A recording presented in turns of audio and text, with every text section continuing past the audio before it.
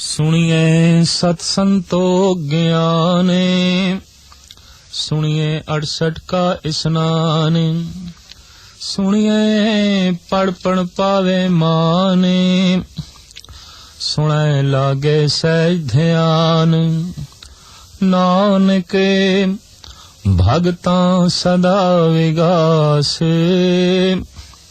सुनिए दुख पाप का नाश। गुरु नानक देव जी महाराज सुनन दी महानता दसदे फरमान कर रहे ने कि प्रभु दा नाम जो सुन लैंदा है उसदे पाप नाश हो जांदे ने। दूजे नू चोट पहुंचाण दी बिरती उसदे अंदरों खत्म हो जांदी है। इस वास्ते पलट के उसनू भी चोट नहीं खानी पैंदी। पाप नाश हो गए, दुख नाश हो गए। इस वास्ते जो प्रभु दा नाम सुन लैंदा है, अठे पैर उसदे अंदर विगास बनिया रहिंदा है, खेड़ा बनिया रहिंदा है, मस्ती बनी रहिंदी है। सुने सत संतोख ज्ञान। सुनिए दी इस तीसरी पौड़ी विच साहिब श्री गुरु नानक देव जी महाराज दा फरमान कि प्रभु दा नाम सुनन वाला सत ते संतोख दा धारनी हो जांदा है। सत शब्द संतोख दे नाल होवे तां सत दे अर्थ ने दान, देण दी बिरती। ते जदों देण दी बिरती पैदा हो जाए मनुख दे अंदरों, समझ लो ये प्रभु दे नेड़े चला गया। मासूम बच्चा अजे लैना जानदा है, देना नहीं। उसनू कह दईए भी जिहड़ा खिडौना तेरे कोल है ये दूसरे बच्चे नू दे दे, कहंदा नहीं। तोड़ देगा, दूजे बच्चे नू देवेगा नहीं, क्योंकि अजे देण दी बिरती दा उस दे अंदरों जन्म नहीं होया। अगर जवान होके बुढ़ा होके भी देण दी बिरती दा जन्म नहीं होया, सिर्फ लैण दी बिरती ही पलबल है, तो ऐसा मनुख संसारी है, धार्मिक नहीं, भगत नहीं। परमात्मा दा नाम सुनन वाला दानी हो जाता है। क्यों कि वह संतोखी हो जाता है। दे सकण दी समर्था भी संतोख तो पैदा होंदी है। अपने आप दे जो संतुष्ट है वो देण दी समर्था भी रखदा है, पर जो अपने आप दे ही दुखी है, बेचैन है, असंतुष्ट है, वो खोण दी ही ते बिरती परबल रखदा है, पर देण दी नहीं।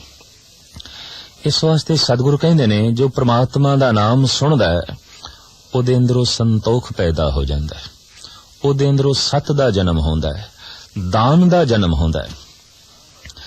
दान उन्हां वास्ते है जो जीवन दे किसे पख दे चों भी पिछे रह गए ने। सिमरन उसदा करना है जो सब तो अगे है, पर देना उसनू है जो साथों पिछे रह गया। ज्ञान दे च, कला दे च, धर्म दे च, अर्थ दे च या समाजिक तौर ते पछड़ गया। जीवन दे जिस पहलू दे च जो पछड़ गया उसनू अगे करन दा नाम ही दान है। तो परमात्मा दा नाम सुनन वाला संतुष्ट हो जांदा है। संतुष्ट होंदियां ही उस दे अंदरों दानी बिरतियां दा जन्म होंदा है, और परमात्मा दा नाम सुनन वाला ही सही मैनियां दे च ज्ञानी होंदा है, क्योंकि ज्ञान उस दे अंदरों पैदा होंदा है। ये ज्ञान अक्षरी ज्ञान नहीं होंदा, ये ज्ञान तोता रटन नहीं होंदा, ये ज्ञान अनुभव प्रकाश होंदा है जो जीवन दे गहरे तल दे चों पैदा होंदा है। परमात्मा दा नाम जद कन्ना दे राही अंदर गया तो वो जिस तोहफे दे नाल बाहर प्रगट होंदा है वो सत है, संतोख है, ज्ञान है। सुने 68 का स्नान। परमात्मा दा नाम सुनन वाला इतना पावन हो जांदा है मानो 68 तीर्थां दा इशनान हो गए। तीर्थ अपनी थां ते बहुत वड्डे ने, महान ने, पर तीर्थां दी महानता भी नाम जपण वालियां करके ही है, संतां करके, भगतां करके। इस वास्ते इत्थे ते एक सवालिया फिकरा खड़ा कीता है भगत कबीर ने।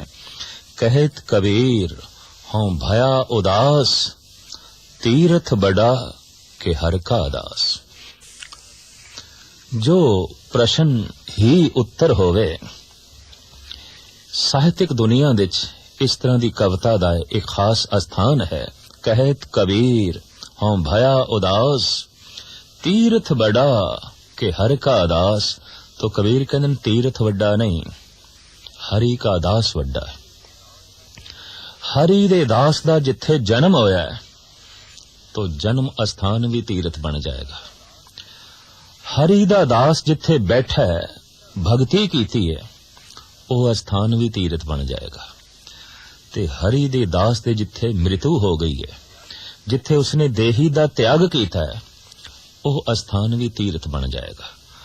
गरज के भगत जिथे जिथे बैठे उहदे कदमां दे चों तीर्थ दा जन्म है। तीर्थ भगतां नूं नहीं पैदा करदे, भगत तीर्थां नूं जन्म देंदे ने। किसी तीर्थ दे कोई समर्था नहीं कि वह ब्रह्म ज्ञानी नूं पैदा करे, पर हर ब्रह्म ज्ञानी दे इह समर्था है कि वह तीर्थां नूं जन्म देंदा है। स्वयं ब्रह्म ज्ञानी भगत चलदा फिरदा एक तीर्थ ही हुंदा है, जिन्हूं जंगम तीर्थ करके कहंदे ने। चलदा फिरदा तीर्थ, ਉਹਦੇ ਕਦਮਾਂ ਦੇ ਚੋਂ ਤੀਰਥਾਂ ਦਾ ਜਨਮ ਹੁੰਦਾ ਹੈ। ਇਸ ਵਾਸਤੇ ਸਤਿਗੁਰੂ ਦੇਵ ਜੀ ਮਹਾਰਾਜ ਫਰਮਾਨ ਪਏ ਕਰਦੇ ਨੇ, ਸੁਣਨ ਵਾਲਾ ਇਤਨਾ ਪਾਵਨ ਹੋ ਜਾਂਦਾ ਹੈ, ਇਤਨਾ ਪਵਿੱਤਰ ਹੋ ਜਾਂਦਾ ਹੈ, ਜੈਸੇ ਕਿ 68 ਤੀਰਥ ਪਾਵਨ ਨੇ, ਪਵਿੱਤਰ ਨੇ। ਉਸ ਕੱਲੇ ਨੇ ਮਾਨੋ 68 ਤੀਰਥਾਂ ਦਾ ਇਸ਼ਨਾਨ ਕਰ ਲਿਆ, ਇਤਨੀ ਪਵਿੱਤਰਤਾ ਹਾਸਲ ਕਰ ਲਈ ਹੈ। ਸੁਣੈ ਪੜ ਪਾਵੇ ਮਾਨ। जद कोई परमात्मा दा नाम गहरे तल दे सुनदा है तां उस दे अंदर होर जानन दी भुख पैदा हुंदी है। मैं होर जाना, मैं होर जाना। ते होर जानन लई दुनिया दे धर्म ग्रंथ ने तो पढ़न दी रुचि पैदा हुंदी है। मैं ओ भी पढ़ा, मैं ओ भी पढ़ा। ये भुख तरह तरह दे ग्रंथां दा पाठ करन पढ़न ते मजबूर कर दी है। और जैसे जैसे वो पढ़दा है वैसे वैसे उसका अनुभव, उसका ज्ञान उहदे च वाधा हुंदा है। और जैसे उसदे ज्ञान दे च वाधा हुंदा है, उहदी पूजा हुंदी है, उहदी प्रतिष्ठा हुंदी है, उहनूं मान मिलदा है। सुणै पढ़ पावे मान। कुछ आलम इस ढंग नाल भी अर्थ करदे ने कि पढ़ पढ़ के जो मान प्राप्त हुंदा है मनुख नूं, ओही मान परमात्मा दा नाम सुनन नाल मिल जांदा है। उतनी प्रतिष्ठा सिर्फ प्रभु दे नाम दे सुनन दे नाल ही प्राप्त हो जाती है। सुनै लागै सहज ध्यान। सहज तो मुराद है अडोलता, टिकाओ। सुनदियां ही सुनदियां एक दिन खिंडिया होया मन सहज दे च आ जांदा है, टिक जांदा है। ते जैसे अडोल होंदा है, परम अडोलता दे मुजस्मे परिपूर्ण परमात्मा नाल उसका संबंध जुड़ जाता है। जैसे नाम दी धारा अंदर प्रवेश कर दी है, वो खिंडे हुए मन दे टुकड़ियां नूं यकजा करना शुरू कर देंदी है। बस सुनन दी यही महानता है। एक एक शब्द जैसे अंदर प्रवेश कर रहे है, खिंडे हुए मन दे टुकड़े कट्ठे होने शुरू हो गए ने। तो साहिब कहते ने सुनै लागै सहज ध्यान। परमात्मा दा नाम सुनन दे नाल आत्मक अडोलता प्राप्त हो जाती है। ध्यान साधना दी शिखरता लभ जाती है। आखिर समूह ध्यान साधना दा मतलब तो इतना ही है कि मन टिके, मन अडोल होवे। ते गुरु नानक देव जी महाराज दा फरमान है, ये ते परमात्मा दा नाम सुनन नाल ही प्राप्त हो जाता है, ध्यान टिक जाता है। नानक भगतां सदा विगास। सदा विगास तो मुराद है हमेशा। ये नहीं कि अज खेड़ा है कल रोना है, सवेरे हसना है शामी रोना है, अज प्रसन्नता है कल मुरझाना है। सदीवी प्रसन्नता सदीवी खेड़ा भगतां कोल हुंदा है। भगत ऐसी बसंत बहार ने जिहदे उत्ते कदी खिज़ां नहीं आउंदी, जिस दे उत्ते कदी पतझड़ दी रुत नहीं आउंदी। भगत कबीर जी महाराज दा कहना है, कबीर ऐसा बीज बोए बाहरें मास फलंत, शीतल छाया गहर फल पंछी केल करंत। तो नानक भगतां सदा विगास। ਸੁਣੈ ਦੁੱਖ ਪਾਪ ਕਾ ਨਾਸ। ਪਰਮਾਤਮਾ ਦਾ ਨਾਮ ਸੁਣਨ ਨਾਲ ਹੀ ਦੂਜੇ ਨੂੰ ਚੋਟ ਪਹੁੰਚਾਉਣ ਦੀ ਬਿਰਤੀ ਖਤਮ ਹੋ ਗਈ। ਪਾਪ ਦੀ ਮੂਲ ਵਿਆਖਿਆ ਇਹ ਕਿ ਮੇਰੇ ਬੋਲ ਨਾਲ ਜੇ ਕਿਸੇ ਦਾ ਦਿਲ ਦੁਖਿਆ ਪਾਪ ਹੋ ਗਿਆ। ਮੇਰੇ ਵਿਚਾਰਾਂ ਦੇ ਨਾਲ ਕਿਸੇ ਦੀ ਹਾਨੀ ਹੋਈ ਹੈ ਤਾਂ ਪਾਪ ਹੋ ਗਿਆ। ਮੇਰੇ ਕਿਸੇ ਕਰਮ ਦੇ ਨਾਲ ਕਿਸੇ ਦਾ ਨੁਕਸਾਨ ਹੋ ਗਿਆ ਤਾਂ ਇਹ ਪਾਪ ਹੋ ਗਿਆ। ਤੇ ਦੂਜੇ ਦਾ ਅਹਿਤ ਕਰਕੇ ਆਪਣਾ ਹਿਤ ਲੱਭਣਾ, ਦੂਜੇ ਦਾ ਨੁਕਸਾਨ ਕਰਕੇ ਆਪਣਾ ਨਫਾ ਲੱਭਣਾ, ਦੂਜੇ ਦੀ ਬੇਇੱਜ਼ਤੀ ਕਰਕੇ ਆਪਣੀ ਇੱਜ਼ਤ ਲੱਭਣੀ, ਇਸੇ ਨੂੰ ਪਾਪ ਕਹਿੰਦੇ ਨੇ। ਇਹ ਪਾਪਮਈ ਬਿਰਤੀ ਪਰਮਾਤਮਾ ਦਾ ਨਾਮ ਸੁਣਨ ਦੇ ਨਾਲ ਹੀ ਖਤਮ ਹੋ ਜਾਂਦੀ ਹੈ। ਫਿਰ ਮਨੁੱਖ ਚੋਟ ਖਾ ਤੇ ਸਕਦਾ ਹੈ, ਚੋਟ ਦੇ ਨਹੀਂ ਸਕਦਾ। ਬੇਇੱਜ਼ਤੀ ਆਪਣੀ ਪ੍ਰਵਾਨ ਤੇ ਕਰ ਲੇਗਾ ਪਰ ਦੂਜੇ ਦੀ ਬੇਇੱਜ਼ਤੀ ਨਹੀਂ ਕਰੇਗਾ। ਆਪਣਾ ਨੁਕਸਾਨ ਸਹਾਰ ਤੇ ਲਵੇਗਾ ਪਰ ਦੂਸਰੇ ਦਾ ਨੁਕਸਾਨ ਕਤਈ ਨਹੀਂ ਕਰੇਗਾ। ਇਸ ਢੰਗ ਦੀ ਉਸਦੀ ਬਿਰਤੀ ਬਣ ਜਾਂਦੀ ਹੈ। ਜਦ ਦੂਸਰੇ ਦਾ ਉਸਨੇ ਨੁਕਸਾਨ ਕਰਨਾ ਹੀ ਨਹੀਂ ਤਾਂ ਐਸੀ ਅਵਸਥਾ ਬਣ ਜਾਂਦੀ ਹੈ, ਫਿਰ ਉਸਦਾ ਵੀ ਨੁਕਸਾਨ ਨਹੀਂ ਹੁੰਦਾ। ਜੋ ਕਿਸੇ ਦੀ ਬੇਇੱਜ਼ਤੀ ਨਹੀਂ ਕਰਨਾ ਚਾਹੁੰਦਾ ਉਹਦੀ ਖੁਦ ਵੀ ਇੱਜ਼ਤ ਮਹਿਫੂਜ਼ ਰਹਿੰਦੀ ਹੈ, ਕਾਇਮ ਰਹਿੰਦੀ ਹੈ। ਇਸ ਵਾਸਤੇ ਮੇਰੇ ਪਾਤਸ਼ਾਹ ਫਰਮਾਨ ਕਰਦੇ ਨੇ, ਨਾਨਕ ਭਗਤਾਂ ਸਦਾ ਵਿਗਾਸ, ਸੁਣੈ ਦੁੱਖ ਪਾਪ ਕਾ ਨਾਸ। ਸੁਣਦਿਆਂ ਹੀ ਪਾਪਾਂ ਦਾ ਨਾਸ ਹੋ ਜਾਂਦਾ ਹੈ, ਦੁੱਖਾਂ ਦਾ ਨਾਸ ਹੋ ਜਾਂਦਾ ਹੈ। ਸਦੀਵੀ ਵਿਗਾਸ, ਸਦੀਵੀ ਖੇੜੇ ਦਾ ਅੰਤਰ ਆਤਮੇ ਵਿੱਚੋਂ ਜਨਮ ਹੁੰਦਾ ਹੈ। ਸੁਣੀਏ ਸਰਾ ਗੁਣਾ ਕੇ ਗਾ, ਸੁਣੀਏ ਸੇਖ ਪੀਰ ਪਾਤਸ਼ਾਹ, ਸੁਣੀਏ ਅੰਧੇ ਪਾਵੇ ਰਾਹ, ਸੁਣੇ ਹਾਥ ਹੋਵੇ ਅਸਗਾਓ। ਨਾਨਕ ਭਗਤਾਂ ਸਦਾ ਵਿਗਾਸੇ, ਸੁਣਿਐ ਦੁਖ ਪਾਪ ਕਾ ਨਾਸੇ। ਸਰੀਰ ਦੇ ਤਲ ਤੇ ਮਹਾਨਤਾ ਇਸ ਗੱਲ ਦੀ ਹੈ ਕਿ ਮੂੰਹ ਦੇ ਰਾਹੀਂ ਭੋਜਨ ਸਰੀਰ ਦੇ ਵਿੱਚ ਪ੍ਰਵੇਸ਼ ਲਾਜ਼ਮੀ ਕਰੇ। ਮੂੰਹ ਦੇ ਵਿੱਚ ਪਾਈ ਹੋਈ ਵਸਤੂ ਭੋਜਨ ਦੀ ਬੁਰਕੀ ਅਗਰ ਇੱਕਦਮ ਉਲਟੀ ਹੋ ਜਾਏ, ਮੈਦੇ 'ਚ ਪਚੀ ਨਹੀਂ, ਅੰਦਰ ਗਈ ਨਹੀਂ, ਤਾਂ ਸਰੀਰ ਦਾ ਕਾਇਮ ਰਹਿਣਾ, ਸਰੀਰ ਦਾ ਜ਼ਿੰਦਾ ਰਹਿਣਾ ਔਖਾ ਹੋ ਜਾਏਗਾ। तो तमाम भोजन अन्न जल मूंह दे राही शरीर दे अंदर प्रवेश करता है, जो मिंज मांस हड्डियां खून ते दिमाग दी शक्ति बनता है। गुरु दा शब्द परमात्मा दा नाम कन्ना दे राही अंदर प्रवेश करता है, जो दैवी संपदा बनता है, आध्यात्मिक गुण बनता है, परम आनंद बनता है, रूहानी शक्ति बनता है। भोजन दी बुरकी सहजे अंदर चली जाती है, परमात्मा दा नाम गुरु दा शब्द सहजे अंदर प्रवेश करना औखा होवेगा। इसे नूं कहंदे ने धार्मिक साधना करनी पवेगी, भाव ध्यान साधना करनी पएगी। ध्यान फिर कित्थे टिकाई है? ध्यान सुनन दे टिकाना है, ध्यान शब्द दे टिकाना है। इतनी गल ते स्पष्ट है कि ध्यान दी प्रबल शक्ति मनुख दे कोल है, ते ध्यान जिस पासे जावेगा मनुख दी तमाम शक्ति ध्यान दे राहीं उसे पासे गमन करेगी। जिथे साडा ध्यान है साडी जीवन शक्ति उसे पासे जा रही है। संसार दे किसे खित्ते दे, किसे वस्तु दे, किसे रंग, किसे रूप दे साडा ध्यान है तो साडी शक्ति उसे पासे गमन कर रही है, और सहजे सहजे असी अपनी शक्ति तो छीन हो रहे हैं, खाली हो रहे हैं। एक को एक परमात्मा दा नाम है, अगर उस विच साडा ध्यान जुड़े तो शक्ति मिलनी शुरू हो जाती है, ताकत मिलनी शुरू हो जाती है। इस दे मनुख दी सत्या खत्म नहीं होती, बल्कि ध्यान दे आसरे ते सत्या मिलनी शुरू हो जाती है। दैवी संपदा दे अंबार लग जाते हैं उस मनुख दे अंदर जो ध्यान दे नाल सुनदा है। इंज कहिए सुनना ही ध्यान ने है, कन्ना ने नहीं। एक मनुख अगर ध्यान अपनी अखां दे नाल ना रख सके तो शायद घर भी नहीं पहुंच सकेगा। ऐसा अक्सर होंदा है कि मनुख अपने घर दे कोलों अगे लंघ गया, पहुंचना उसने अपने घर दे च है, तो अगे जाके उसनू ख्याल आंदा है घर में पिछे छड़ आया। अखां ते वेख रहियां सन पर अखां नाल ध्यान नहीं सी, इस वास्ते अपने घर नहीं पहुंच सकिया।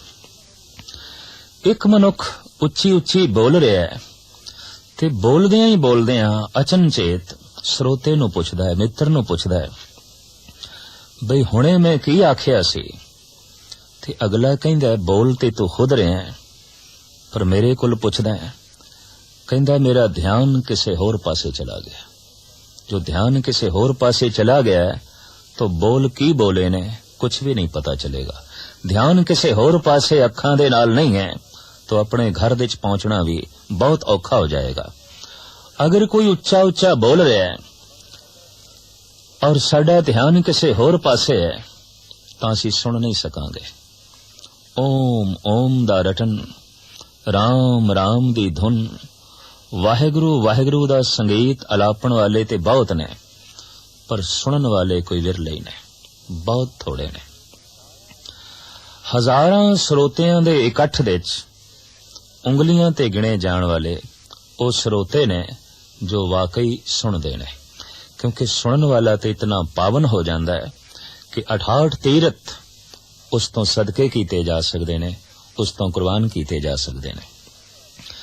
सुनन वाले दे अंदर महान पवित्रता दा जन्म होंदा है, ਉਹਦੇ सारे पाप नाश हो जाते ने, ਉਹਦੇ सारे दुख नाश हो जाते ने। ते जो सुनदा है, ध्यान नाल सुनदा है, अक्सर ऐसा आख्या जाता है पर नहीं, सुनना ही ध्यान ने, कन्ना ने नहीं सुनना। कन ते मौजूद ने, खुले ने, अगर ध्यान नहीं तो सुनन दी समर्था खो बैठणगे, कन नहीं सुन सकेगा। तो ध्यान ने ही सुनना है। जैसे कोई नाम दे च ध्यान जोड़दा है, परमात्मा दे शब्द दे च ध्यान जोड़दा है, तो सतगुरु देव जी महाराज दा फरमान है, सुनै सारा गुणा कहेगा, वो गुणा दा सागर बन जाएगा, छपड़ी नहीं। 2-4 गुण उसदे कोल नहीं होणगे, गुणा दा वो सागर होवेगा। जिस तरह सागर दा पानी अनाप है, अतोल है, नहीं तोलिया जा सकदा, अंदाजा लाके नहीं नापिया जा सकदा। हू बहु उस मनुख दे गुण नहीं तोले जा सकदे, नहीं गिणे जा सकदे जो परमात्मा दा नाम सुनदा है, ध्यान उसदा नाम दे विच है। अनंत गुण उसदे अंदर पैदा होणगे, मानो स्वयं गुणा दा सागर बन गया, अनंत गुणा दा मालक बन गया। सुनै सेख पीर पातशाहो। सतगुरु देव जी महाराज दा इत्थे फरमान है कि जो परमात्मा दा नाम सुनदा है शेख बन जांदा है। अरबी दे शेख दा मतलब है मुखी, सिरमौर, सरदार, खास अहमियत रखण वाला मनुख।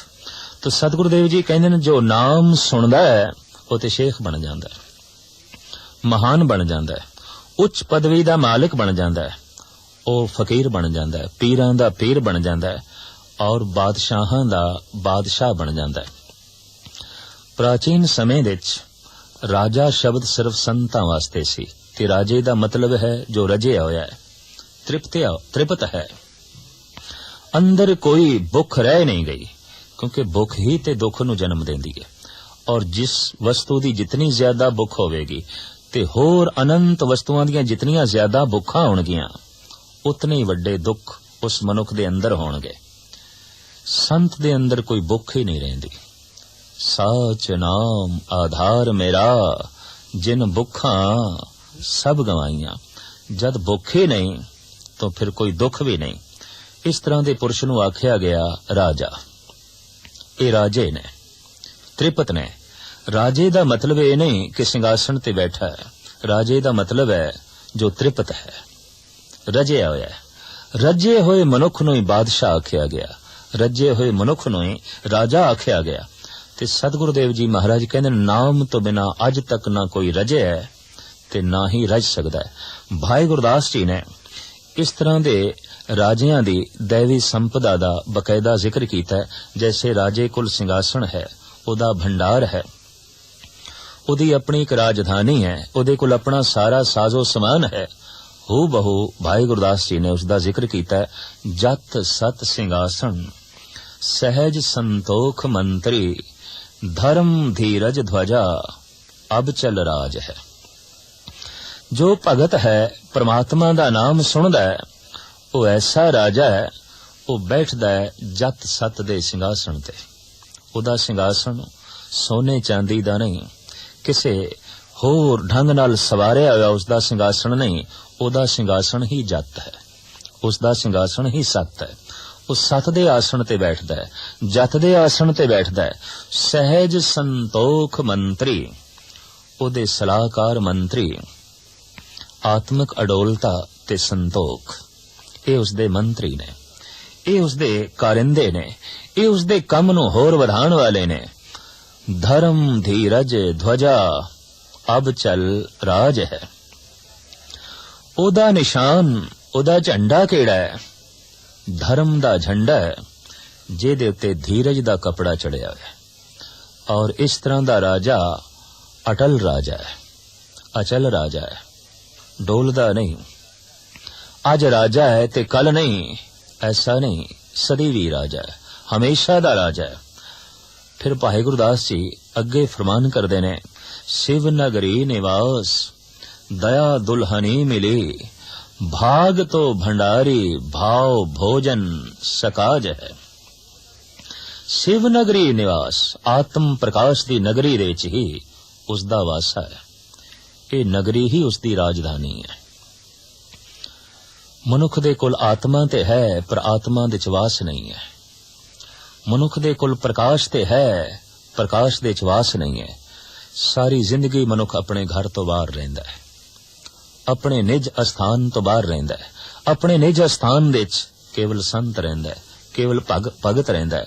तो शिव नगरी निवास दया दुल्हनी मिली।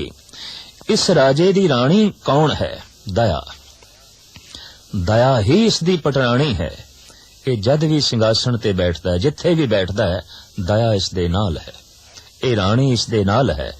भाग तो भंडारी भाव भोजन सकाज है। एदा भंडारा, एदा तोशाखाना भाग है, प्रालब्ध है। अपने भाग ते ही प्रसन्न है, अपनी प्रालब्ध ते ही खुश है। और अपनी जो प्रालब्ध है यही उसदा भंडारा है। भोजन उसदा की है? भाव, प्रेम। प्रेम दा रस लेना, प्रेम दा रस देना। मनुख ने उंज ते जीवन दे च बहुत सारे रस माणे ने, पर प्रेम दे रस तो मनुख अक्सर वांझा ही रह जांदा है। प्रेम रस केवल भगतां कोल हुंदा है। साहिब गुरु अर्जन देव जी महाराज दा फरमान, सुनो लोगा मैं प्रेम रस पाया, दुर्जन मारे वैरी संगारे, सतगुरु मोखो हर नाम दिवाया। और जिसनू प्रेम रस मिल जाए, जगत दे तमाम रस फिक्के पै जांदे ने। जिनी चाखिया प्रेम रस से तृप्त रहे आघाए। पूर्ण तृप्ति उसे नू नसीब होंदी है जिहदे कोल प्रेम दा रस है। तो ऐसा राजा प्यार भाव दा भोजन उसे दा ही रस माणदा है, और इसे नू ही थां थां ते वंडदा है। भाई साहब भाई गुरदास जी अगे फरमान करदे ने कि राजनीत रीत प्रीत, प्रजा को सुख है सुख, छत्र पत्र छे छत्र, छाया छबे छाज है। भाई जी कहंदे ने इस तरह दे राजे दी राजनीति की है। हर राजे दी अपनी नीति हुंदी है। तो राजनीत रीत प्रीत, प्रीत दी रीत दा प्रसार करना, प्रीत दी रीत चलावनी, हर एक नाल प्रीत पावनी ते संबंध ते प्रीत करके जोड़दे ने। हर एक नाल संबंध जोड़ने, बस ओही इसदी राजनीति है। कहने ने जिसदे जितने ज्यादा मित्र ने उसदा उतना ही वड्डा स्वर्ग है, ते जिसदे जितने ज्यादा दुश्मन ने उदा नरक उतना ही वड्डा है। ते जिस बंदे दे गलियां दे कख भी वैरी ने, उते अठे पैर नरक दे च जी रहा है, अठे पैर नरक दी अगन दे च सड़ रहा है। तो राजनीति की ऐसे राजे दी प्रीत दी रीत चलानी, प्रेम दी रीत चलानी, भाव हर एक नाल संबंध जोड़ने, हर एक नाल अपना रिश्ता कायम रखना। इस तरह दा जो राजा है, भाई साहब भाई गुरदास जी आखिरी पंक्ति दे च कहंदे ने कि उसते अंतर आत्मे च अनहद धुन दा वाजा, अनहद धुन दा नगारा, अनहद धुन दी नौबत अठे पैर वजदी रहिंदी है। आनंद समूह सुख सांत पर जा प्रसन्न, जगमग जोत ਅਨਹਦ ਧੁਨ ਗਾਜ ਹੈ। परमात्मा दे नाम दी मशाल उस दे अंतरात्मे च जलदी रहिंदी है।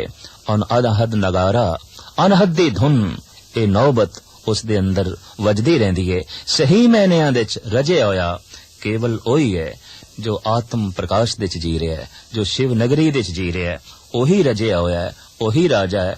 और ये अवस्था सुनन नाल प्राप्त होंदी है।